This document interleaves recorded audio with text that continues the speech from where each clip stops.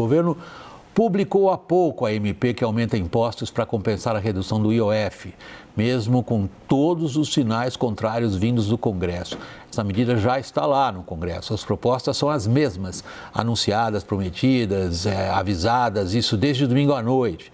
Entre elas, fim da isenção de impostos sobre investimentos de renda fixa, unificação do IR para aplicações financeiras e aumento das taxações das fintechs e das bets. Veja na reportagem, a reportagem é de Luciana Amaral. Com 4 ministérios, União Brasil e o PP anunciaram que são contra qualquer proposta de aumento de impostos que não venha acompanhada de corte de gastos. Juntos, os partidos têm 109 deputados federais e 14 senadores. Taxar, não pode e não será nunca a saída. É preciso cortar despesas. Davi Alcolumbre, presidente do Senado e cacique do União Brasil, tem se mantido como aliado de primeira hora do presidente Lula. Mas, neste caso, há dúvidas sobre o quanto ficará ao lado do Planalto.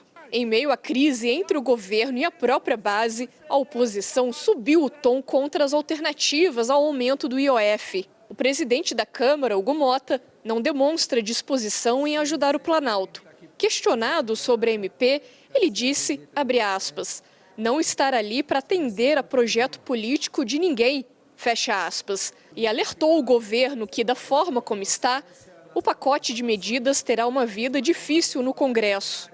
Pela manhã, o ministro da Fazenda, Fernando Haddad, chegou a ir a uma comissão da Câmara para defender as ideias da equipe econômica. A sessão foi encerrada antes do previsto por conta de bate-boca e troca de acusações entre Haddad e deputados da oposição. O clima de insatisfação vai além da questão fiscal. Parte dos parlamentares está irritada com uma nova decisão do ministro do STF, Flávio Dino, que determinou que o Congresso explique a suposta existência de emendas de comissão paralelas e de um novo orçamento secreto no Ministério da Saúde. Líderes do Centrão afirmam que a cobrança de Dino deve azedar a disposição do grupo perante o pacote do governo em meio à disputa pelo controle do orçamento. A Luciana abordou uma série de aspectos que têm a ver com o embate. Agora há uma questão, não é só uma questão de fundo, é uma questão também na linha de frente, que é tratar das desonerações, tratar das renúncias. E aí há um material interessante trazido pelo Tribunal de Contas da União. Ele aprovou com ressalvas o balanço das contas de 2024. O que chamou a atenção foi exatamente essa questão dos benefícios tributários. O Daniel Hittner, a quem eu já dei boa noite, preparou esses dados para nós. Daniel, contigo. Isso mesmo, William. O mantra agora do momento não é tem que rever o gasto tributário, rever desonerações, incentivos fiscais? Pois bem, hoje o TCU, em um voto específico do ministro Bruno Dantas, mostrou ali que somente em 2024 foram aprovadas 19 leis com 23 novas desonerações ou desonerações que já existiam e foram ampliadas, adicionando um gasto de 109 bilhões de reais nos próximos 4 anos. E aí a gente separou para ilustrar o que está sendo desonerado. Para onde vai esse dinheiro? Por exemplo, criação das letras de crédito de desenvolvimento, que o BNDES e outros bancos vão emitir com 0 de imposto de renda sobre os rendimentos, 2,5 bilhões de reais de isenção. O novo regime automotivo, mover com créditos de 19 bilhões de reais até 2028. Desoneração de um tudo, como se diz. IRPJ, CSLL, PIS/COFINS, para semicondutores em 2 programas diferentes, PADIS e Brasil Semicon, quase 3 bilhões de reais. E aí algumas coisas curiosas. Dedução de até 6% do imposto de renda para programas de reciclagem. Uma empresa ou mesmo pessoa física apoiou, leva essa dedução do imposto de renda a 316 milhões de reais de custo. E um programa que está sendo prorrogado por 5 anos de incentivos para salas de cinema no interior do país e produção cinematográfica audiovisual, quase 2 bilhões de reais até 2028, William. Cláudio, passando a palavra para você. Cláudio, você sabe, eu sou do tempo do faroeste, né? É um gênero que caiu um pouco em desuso, mas algumas metáforas que vêm do gênero faroeste de cinema são imortais. Uma delas é quando a gente assistia um filme de faroeste, saía do filme dizendo assim, Tá aí. Esse aí foi um faroeste sem mocinho. É isso que nós estamos vendo agora? Eu acho que sim. Eu acho que é um pouco isso que a gente está vendo, embora eu acho que alguns bandidos são piores do que os outros, né? E acho que, enfim, alguns bandidos são piores do que os outros, né? E acho que o dólar furado nesse caso aí, o William, é sobretudo o conjunto das emendas parlamentares, né? Claro, tem muito a questão das exonerações, né? É um volume brutal, né? Esses números que são trazidos agora para programas recentemente aprovados mostram que, além de tudo, esse negócio está crescendo. Mas, em boa medida, se você pegar um pouco a reportagem que veio de Brasília, toda ela, em certa medida, gira em torno das emendas. É o caso do imbróglio envolvendo o Supremo Tribunal Federal com o ministro Dino, né? É o caso também do posicionamento, que eu diria que é cínico, por parte, né, dos líderes do União Brasil e do Progressistas, que cobram cortes de despesas do Executivo, mas, ao mesmo tempo, não admitem um único centavo de corte nas emendas parlamentares, que já passaram de 50 bilhões no país. É muita coisa, né? E é um tipo de gasto que é um gasto direcionado de maneira muito desordenada. Você não tem ganhos de escala com a maneira como se gasta esse dinheiro. Isso foi apontado até, inclusive, pelo economista Felipe Salto, né, que foi, há algum tempo atrás, também secretário de Fazenda de São Paulo, foi da Instituição Fiscal Independente, mostrou isso, que há uma postura cínica por parte do Congresso com relação a isso. Então, se não corta nisso, se não corta também uma série de exonerações, a gente viu a batalha que se travou durante a reforma tributária para tentar eliminar as exceções, mas exceções foram sendo enfiadas na reforma tributária. E a gente sabe que os lobbies, né, de muitos setores empresariais é muito forte junto ao Congresso, junto a essas bancadas que hoje resistem, que cobram do governo um ajuste de contas, mas respondem a esses lobbies no sentido de manter uma série de gastos tributários. Então, se a gente não avançar por aí, quando a gente fala em gastos tributários, fala também para lá de centena de bilhão, né? Então é muita coisa, né? Esses números que apareceram agora só agravam uma situação que já era uma situação muito complicada, e acho que o Congresso também precisa dar a sua colaboração, né? Porque o Congresso, ao que parece, e a fala do presidente da Câmara vai nessa direção, ele só está interessado, na realidade, em beneficiar os seus. O presidente Hugo Mota diz que não vai servir a projeto político de ninguém. Olha, eu diria que ele serve a projeto de 513. Ele é o presidente do Sindicato dos Deputados e está ali atuando no sentido de favorecer os seus representados, né, como presidente desse sindicato na condição de presidente da Câmara. Se esperaria que ele tivesse um papel institucional e não esse, mas ele atua dessa forma para quê? Para garantir que as emendas nunca cessem. Caio, independente de quem a gente rotule como vilão ou mocinho nessa contenda, como é que ela vai se desenvolver? Porque há questões imediatas, emergenciais para serem resolvidas. E, aparentemente, o Congresso, não importa como a gente adjetive a postura do Congresso, está peitando o governo para valer ou é jogo? Não, o Congresso está peitando o governo para valer, sim, no sentido de tentar forçar o governo a cortar gastos. Sim, eu concordo com o professor quanto à questão das emendas, mas se o Executivo cortar gastos, vai sobrar mais dinheiro para o próprio Executivo e para o próprio Tesouro e para a própria União.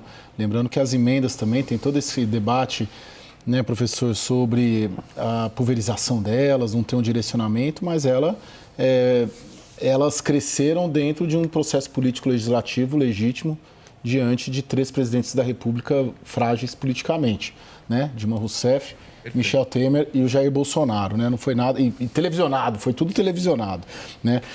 William... Não, você tem toda a razão, cara, é isso mesmo. Sim, William... É isso mesmo, na realidade, presidentes fracos abrem espaço para que o Congresso ocupe. Sim. Não foi uma ocupação conjuntural, né? Foi uma ocupação estrutural, porque houve mudanças nas regras orçamentárias que transformaram institucionalmente o presidencialismo brasileiro, que já não é mais o mesmo. Eu tenho, inclusive, chamado esse novo modo de funcionamento do presidencialismo de coalizão de governo congressual. Tamanho peso que tem o Congresso na definição da pauta, na definição da agenda. E me permita só uma observação. Você falou que o Executivo tem que cortar. Bem, o problema é, o que o Congresso deixa de opção para o Executivo cortar é no setor mais depauperado da população. É cortar em previdência social, é cortar em PPC, é cortar em saúde, é cortar em educação. Agora, emenda, super salários, que também é um tema que os congressistas simplesmente não tocam.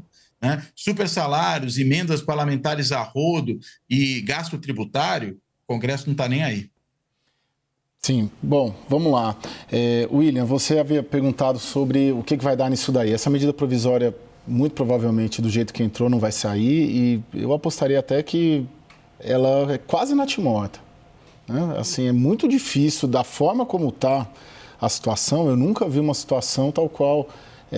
quer dizer, já vi, né, em outros governos, eu estou me referindo a esse governo, uma situação de uma pressão muito grande, de uma grita muito grande, de uma indisposição muito grande com uma agenda econômica de um governo sendo vocalizada há 15 dias, amanhã faz 2 semanas do tal do decreto do IOF, e há 15 dias o Fernando Haddad sangrando, o Lula no exterior, né, voltou ontem, anteontem. Quem está defendendo o Haddad dentro do governo? Não vejo.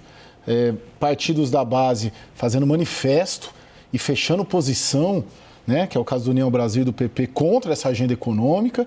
O ministro vai lá e tem uma briga com os parlamentares bolsonaristas, ou seja, não está normal. Então, a questão não está normal. Mas veja só, eu fico às vezes tentando me colocar no lugar das pessoas da nossa audiência que tentam entender a linha do tempo. Se a gente pegar essa linha do tempo que você mencionou, de 15 dias para cá, vamos olhar o que aconteceu nessa cronologia de 15 dias. Vem o governo e propõe, para tapar um buraco no orçamento, um aumento de imposto. Há uma forte resistência. Há um monte de blá blá blá para lá e para cá, e depois a gente assiste ao seguinte: há uma série de declarações convergentes do Executivo e do Legislativo que é possível conversar e encontrar um consenso. Aparentemente se encontra esse consenso numa reunião no domingo. 24 horas depois, está tudo desmentido. Vem mais uma postura do Congresso, que é essa que a gente registrou, inclusive, na matéria da Luciana Amaral, que diz o seguinte: não, peraí, nós vamos obrigar vocês a cortarem gastos. E aí o governo vem com a MP. E agora o quê, Daniel? E agora, boa parte dessa MP vai ser rejeitada.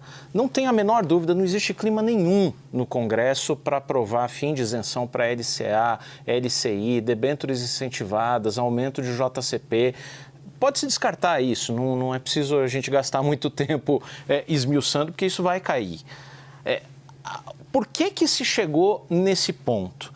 Diante já de uma queixa muito repetida de que a sociedade, o setor produtivo, o Congresso não aguentam mais aumento de imposto, a reunião do domingo se caracterizou por um diagnóstico muito claro, detalhado, consensual por parte do ministro Fernando Haddad dos problemas que estão levando ao esgarçamento do orçamento do Executivo.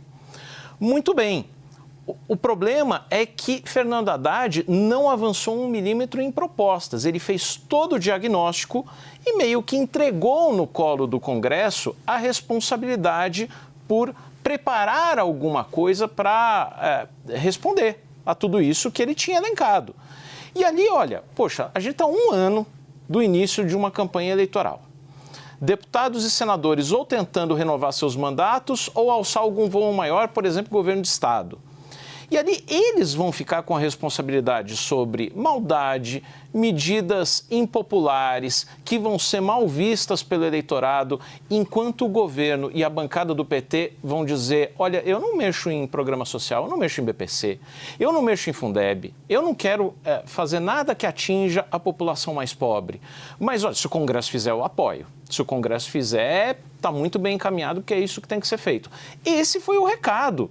Então, ora, o Congresso não quer ficar com a responsabilidade por tudo que é ruim sem dividir o custo político com o governo. Não, e o governo lavou as mãos. Eu acompanho a descrição que vocês fazem em minúcias do quadro político, portanto, eu sou obrigado a pensar como que o que vocês descreveram se reflete sobre o quadro da economia. E aí passo a palavra a você, Cláudio, para quem tem que tomar decisões, quaisquer que sejam, de investir, de gastar, de contratar ou de demitir, o que seja, e olha para esse quadro, tem que pensar como? Tem que pensar que, primeiro, é um quadro de muita incerteza, né? Porque, afinal de contas, a gente chegou num momento de impasse decisório, né? Se reclama um tipo de ajuste fiscal, né? Mas aqueles que têm a faca e o queijo na mão, que são os congressistas, não se dispõem a fazer qualquer tipo de ajuste, porque qualquer ajuste que não penalize o setor mais depauperado da população, eu vou insistir nesse ponto, e acho que é uma questão aí de justiça social, né? Ou a gente simplesmente redistribui o custo de um ajuste fiscal entre quem tem mais condição de pagar e quem tem menos, ou a gente, enfim, abandona qualquer crença na possibilidade de uma sociedade um pouco mais justa. Se é esse o ponto, então corte-se e ferrem-se os pobres. Tudo bem, mas se não for isso, é melhor cortar a emenda, é melhor reduzir desonerações, é melhor que esse tipo de custo incida sobre quem tem mais recursos. Mas os congressistas, que são, inclusive, alguns dos beneficiários disso, se negam terminantemente a fazer isso. E não é agora, veja, às vésperas da eleição. Isso vem já desde os governos anteriores. Né? Por quê? Porque acho que o Caio apontou muito bem isso aí, foi se construindo uma situação de fortalecimento, eu até insisti aqui, institucional do Congresso, que gerou uma situação da qual os congressistas, primeiro, não tem como ser tirados dela por ninguém, né? Daí o incômodo que eles têm momentaneamente com o Supremo Tribunal Federal, porque numa parte, né, desse ganho tremendo que tiveram, né, o Supremo está ali criando algum incômodo e aí se irritam profundamente, mas não dão nenhuma contribuição para isso. E eu até faria um reparo aqui. Às vezes a gente se refere a partidos como União Brasil, PP, Republicanos, MDB, como partidos da base. Mudou isso. Não existe mais, salvo um outro caso, partido da base. Veja, ninguém vai dizer que o Ciro Nogueira do PP é da base do governo Lula, mas ele é do PP. Ninguém vai dizer que os deputados bolsonaristas do União Brasil são da base do governo Lula, mas são do União Brasil. Ou que, por exemplo, a gente vai ter uma figura como Osmar Terra do MDB, partido que tem ministro, e o Osmar Terra é da base do governo. Ou seja, hoje, na realidade, partidos que têm ministérios, que têm representantes seus dentro do governo, não são da base do governo. Houve uma entrevista recente dada pelo Rueda, que é o presidente do União Brasil, agora presidente da federação que se formou com progressistas, em que ele diz claramente, a gente até se compromete de vez em quando a apoiar o governo e por isso indica ministros, mas nós não somos governo. Falou textualmente isso. Ou seja, não há mais partido da base do governo. Tanto que essa política de você incorporar um outro membro dos partidos, eu diria, é uma política de redução de danos. É melhor para o governo ter uma parte desses partidos com ele do que tê-los inteiro contra si. Mas eu acho que o impasse está caminhando numa tal direção que eu não descartaria que alguns desses partidos que, pelo menos hoje, em parte, apoiam o governo, podem ir inteiros para uma situação ou de independência ou até mesmo de oposição. Acho que a gente está chegando num momento de impasse terminal. Está muito complicado. Eu queria